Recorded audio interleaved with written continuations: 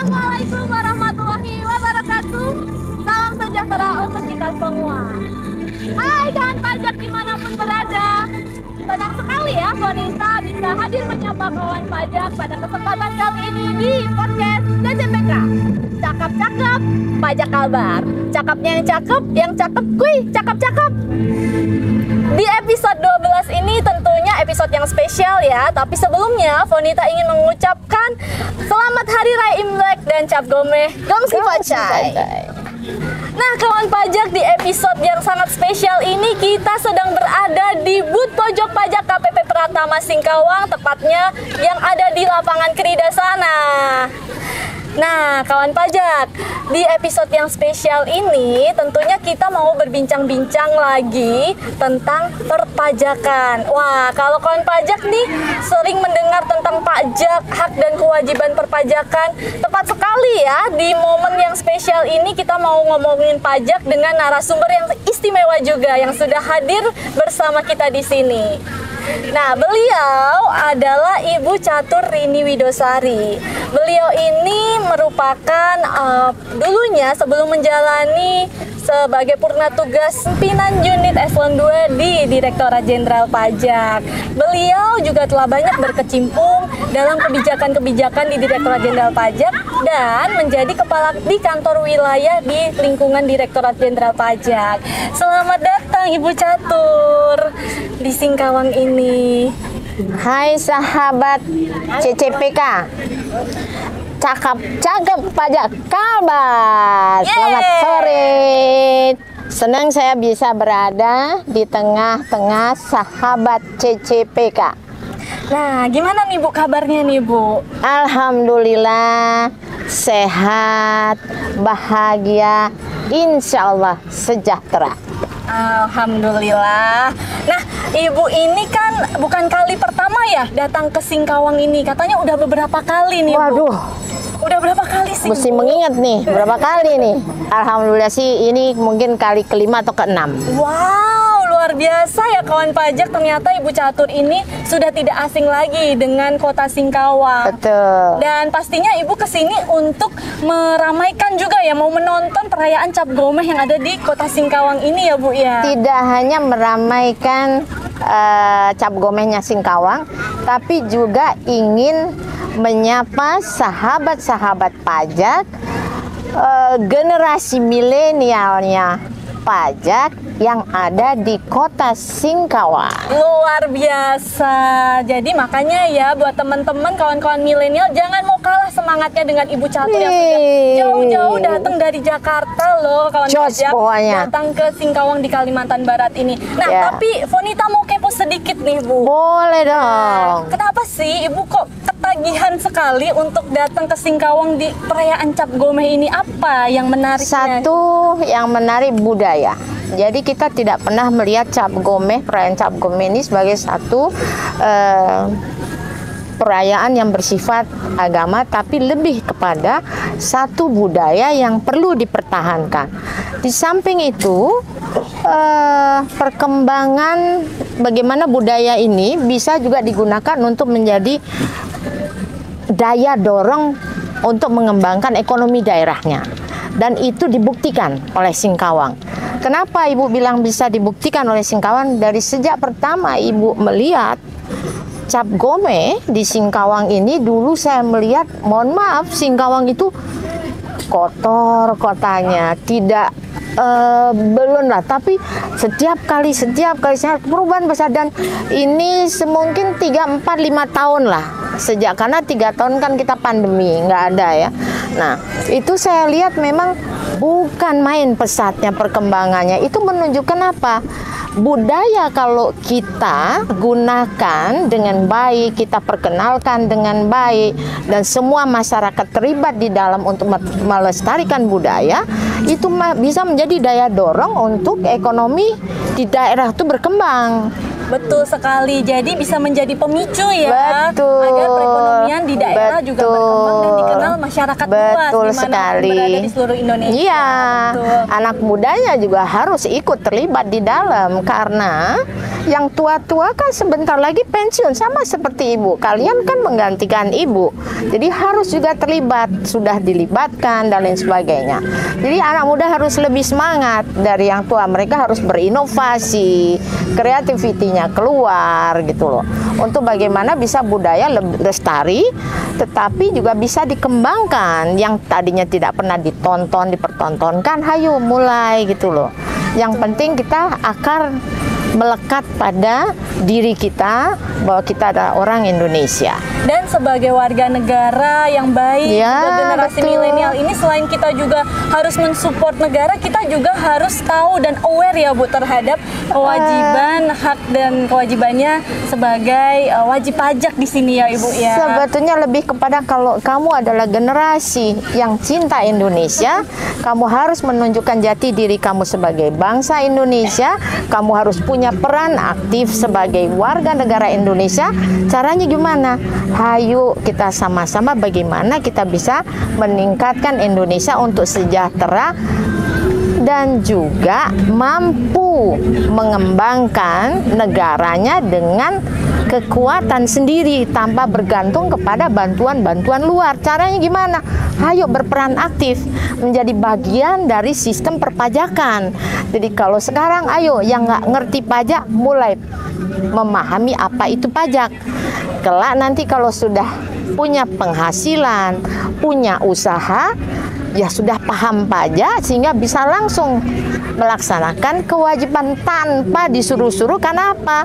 Sudah tertanam di diri generasi muda bahwa saya cinta Indonesia, harus punya peran sebagai warga negara untuk bagaimana bisa negara kita maju. Betul sekali. Itu dong. Ya, betul sekali Ibu. Nah, ngomong-ngomong tentang peranan wajib pajak ya. Tadi kita sempat disinggung tentang kita generasi muda harus aware, harus tahu hak dan kewajibannya itu apa sih. Nah, kalau Ibu sendiri nih, Fonita mau tanya nih, mungkin kawan pajak juga penasaran. Ya, dulu boleh. kan Ibu kan masih sebagai wajib pajak yang aktif sebagai PNS ya, Betul. PNS aktif gitulah ya Bu.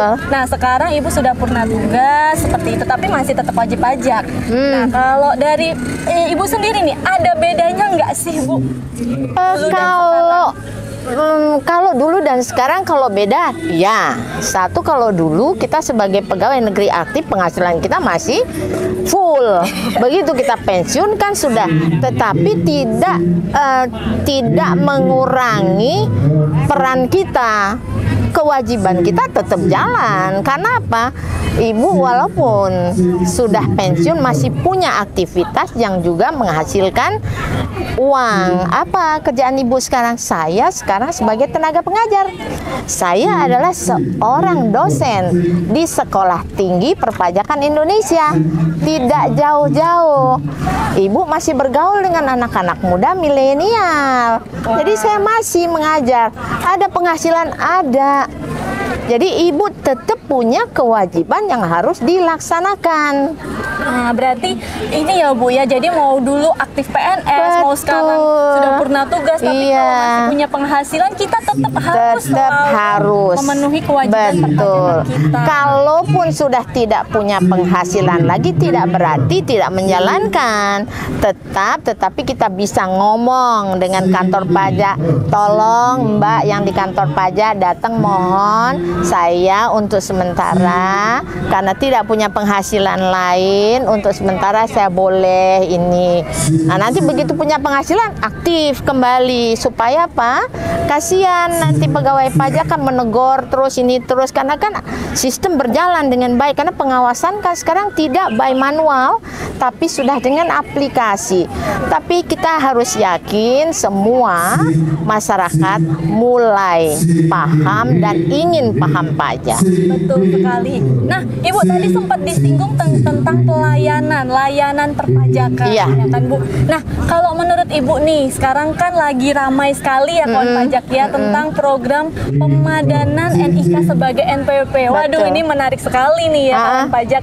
Nah, menurut Ibu nih, gimana nih Bu? Ini tuh seberapa penting sih sebenarnya? Karena banyak sekali nih masyarakat luas itu kayak belum paham benar tentang kenapa sih perlu seperti ini. Terus menurut Ibu sebenarnya ini layanan yang harus diberikan ke KPP itu bagaimana kepada masyarakat ini? Jadi untuk NIK menjadi NPWP itu tidak susah. Kalau orang lahir jebret langsung punya NIK, tapi tidak selalu orang lahir jebret langsung punya NPWP. Enggak. Nah, yang dikhawatirkan sering salah persepsi masyarakat itu seolah-olah semua orang yang memiliki NIK harus memiliki NPWP. Tidak. NIK itu melekat pada diri setiap manusia yang jebret lahir diberi NIK. Tetapi tidak berarti lahir dia harus punya NPWP, enggak. Jadi jangan pernah takut. Masyarakat dan banyak salah di dalam mempersepsikan mengenai NIK menjadi NPWP, enggak.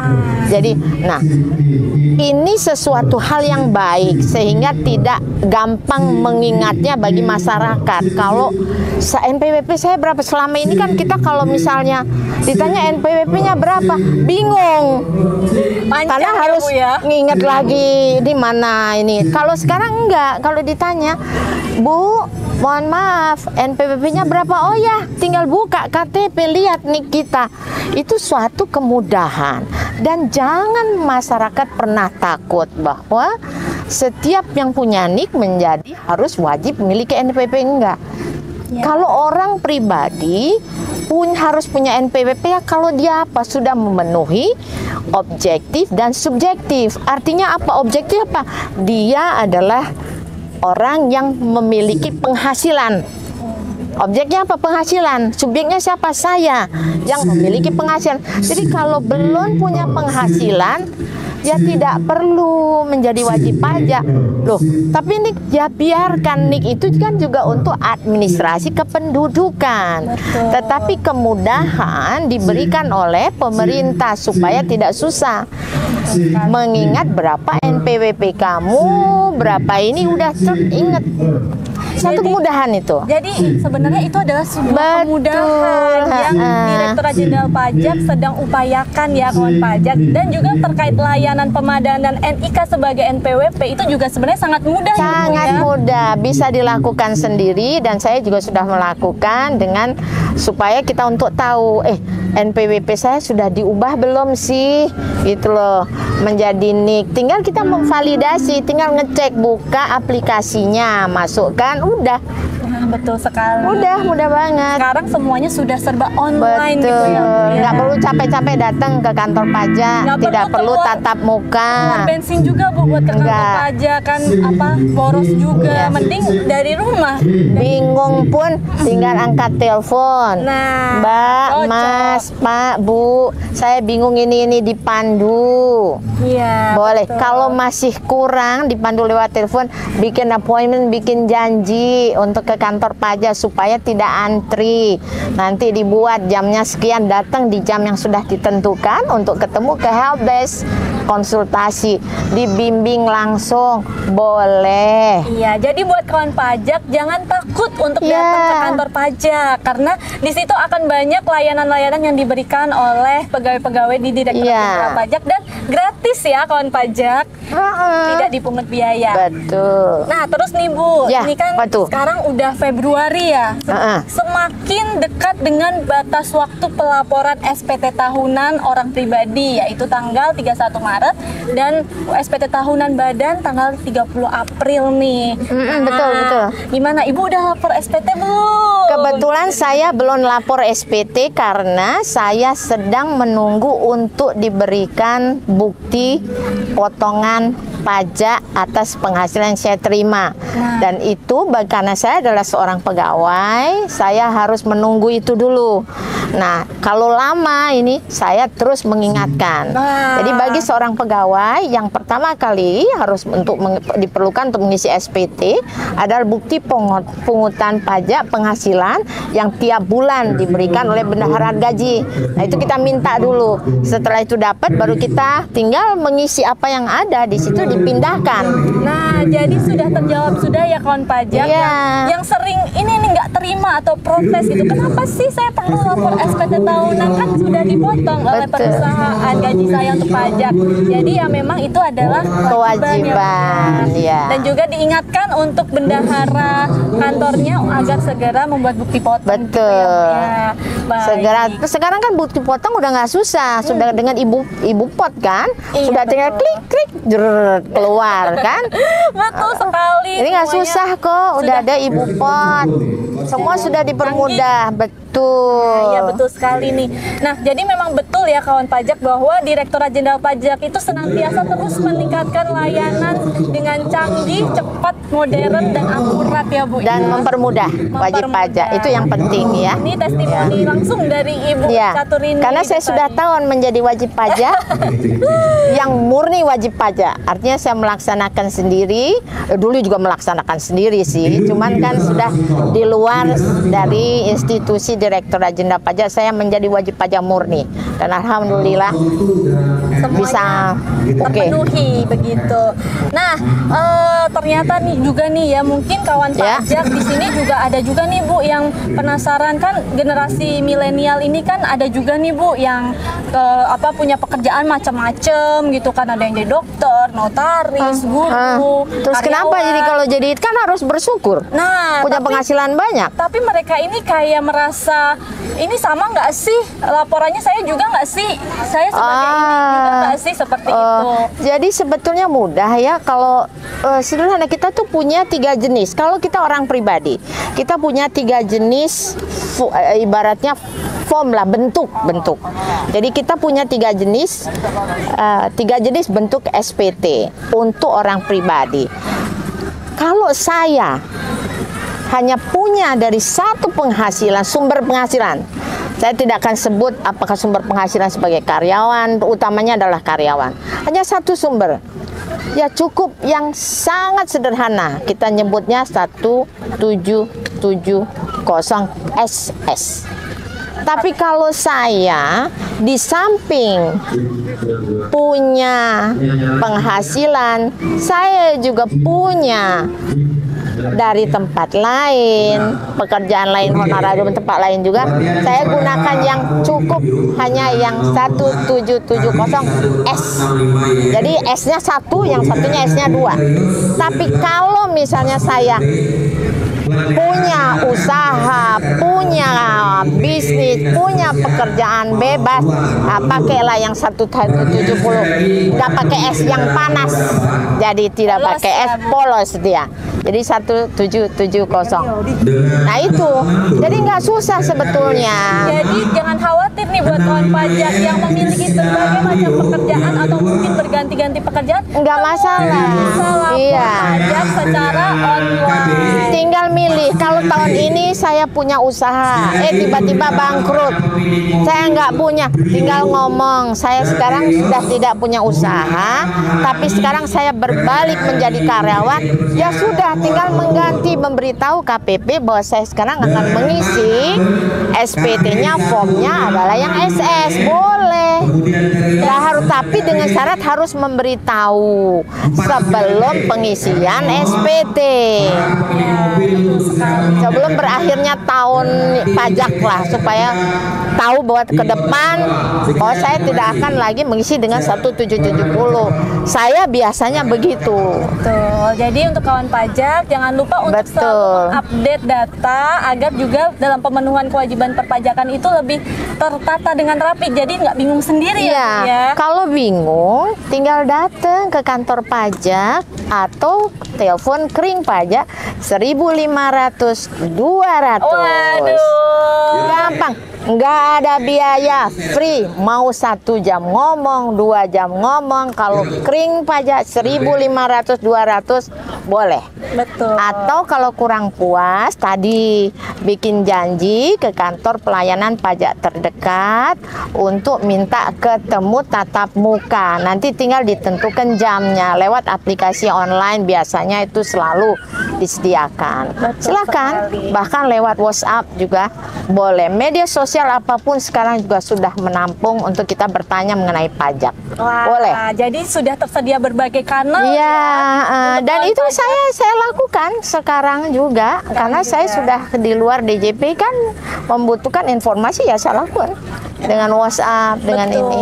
Ibu aja masih update Oh, iya. media sosial. Kita Iya yang muda-muda dong. jangan mau kalah ya. Jangan. Jangan mau kudet terkait informasi perpajakan. Iya. Nah, terus nih Bu, kita mau tahu juga nih harapan Ibu nih ke depannya untuk layanan yang harus diberikan Direktorat Jenderal Pajak nih secara umum untuk kantor wilayah DJP Kalimantan Barat dan juga secara khusus untuk KPP Pratama Singkawang. Menurut Ibu apa harapannya? Ibu ingin ke depannya seperti apa layanan? Saya sih menginginkan kantor pajak dimanapun itu tidak terbatas hanya di Kalimantan Barat, di Singkawang. Setiap kantor pajak itu kan selalu berada di tengah-tengah masyarakat. Kantor pajak itu harus juga menjadi bagian dari masyarakat sekitar. Karena kita tidak bisa hanya sekedar memungut pajak. Karena kantor pajak juga kan harus mengembalikan itu kepada masyarakat. Caranya apa? Banyak program-program yang diberikan oleh Direktorat Jenderal Pajak yang dilakukan untuk juga dikembalikan. Artinya masyarakat juga merasakan langsung. Contohnya apa? Dulu kita selalu diperkenalkan dengan program BDS, Business Development Service, di mana kita mengajak supaya UMKM itu bagaimana dia bisa tumbuh kembang, mengajari mereka juga pembukuan. Jadi kita hanya, ayo Bu datang ke ini, biaya semua siapa kita yang melakukan. Artinya apa? Dengan program BDS itu secara tidak langsung masyarakat UMKM itu juga merasakan hasil yang dibayar wajib pajak kepada Direktorat Jenderal Pajak sebagai pemungutnya dan dikembalikan lagi sebagian kecil karena sebagian besar untuk apa pembangunan. Tapi at least kan dirasakan itu Dirasakan secara langsung.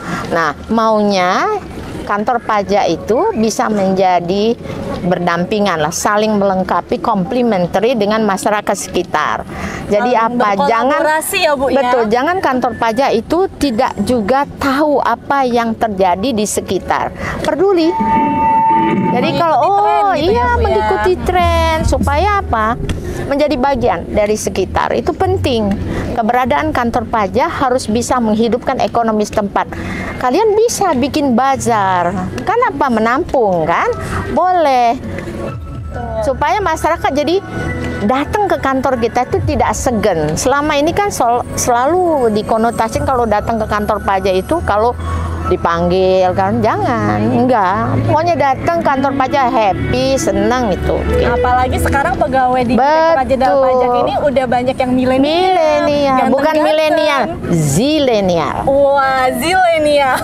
Iya, udah zilenial. Iya, udah rapi-rapi, ganteng-ganteng, cantik-cantik. Jadi apa mesti takut ya, Bu ya? Jangan takut. Terus juga kita kan banyak sekali konten-konten edukasi kita juga yang banyak berkolaborasi juga ya dengan masyarakat dan kearifan budaya. Jadi ayo kawan pajak, jangan pernah takut untuk selalu menginformasikan keperluan-keperluan kebutuhan-kebutuhannya kepada kantor pajak ya. Nah, terus nih Bu, pertanyaan terakhir nih ya Bu. Menurut Ibu, menurut Ibu sebagai wajib pajak masa depan nih buat mungkin nanti harapannya gimana sih? Untuk generasi yang sejak dini nih Bu, untuk supaya mereka lebih bisa aware dari kecil gitu. Apa yang orang tua butuhkan untuk mendidik anak-anaknya supaya bisa sebenarnya gini, aware dari awal. Yang pasti pendidikan anak itu kan yang punya peran. Kalau dulu kita selalu berbicara yang punya peran itu kan adalah seorang ibu. Iya. Tapi kalau sekarang enggak. Guru pun juga harus punya peran untuk mengenalkan apa itu pajak. Dan pemerintah kan juga sudah membuat kurikulum SD, SMP, SMA kan mengenai kurikulum ada mengenai pajak. Jadi pengenalan pajak sejak dini. Di dalam program pemerintah kita menyebutnya dengan inklusi perpajakan kan. Nah, itu memang leveling, artinya apa? Tingkat SD begini kita ngajarinya pemahamannya melalui gambar, audio visual, boleh gitu. Iya, tidak harus pajak mesti gini, enggak, tapi mengenakan ayo ini rumah sakit, dari mana duitnya bangun? Uang pajak. Sekolah dari mana? Uang pajak. Nah, dengan cara begitu biar jadi anak-anak juga boleh, oh ternyata negara butuh uang untuk membangun jalan, membangun jembatan, rumah sakit, fasilitas-fasilitas umum. Itu yang kita kenalkan dengan mereka. Jadi ya, bagi kawan pajak dari generasi manapun itu tidak menutup kemungkinan untuk bisa mengetahui, sadar dan juga aware terhadap perpajakan. Nah, baik Bu, mungkin ada closing statement nih Bu dari Ibu pajakan agar wajib pajak ini lebih aware tuh bagaimana dan apa yang harus mereka lakukan. Closing statement aja Bu. Yang harus mereka lakukan adalah kita kepengen generasi muda paham pajak, generasi muda peduli pajak, generasi muda peduli dengan pembangunan Indonesia sehingga kita bisa menjadi Indonesia maju, kuat dan sejahtera. Yes, betul sekali ya kawan pajak. Tadi pesan dari Ibu Caturini Widosari itu sangat-sangat membangkitkan semangat kita. Harus. Dan kita sebagai warga negara juga tentunya sangat mencintai negeri kita tercinta ini Indonesia ya. Sebagai bukti kecintaan kita juga, jangan lupa kawan pajak untuk segera laporkan SPT tahunannya. Jangan sampai terlambat. Terutama sekarang banyak anak muda yang punya usaha melalui digital. Waduh, platform mantap. marketplace dengan online, kita bahasa kerennya e-commerce. Ayo, jangan lupa segera isi SPT, sampaikan SPT, hitung pajaknya, setor pajaknya, lapor pajak, generasi keren.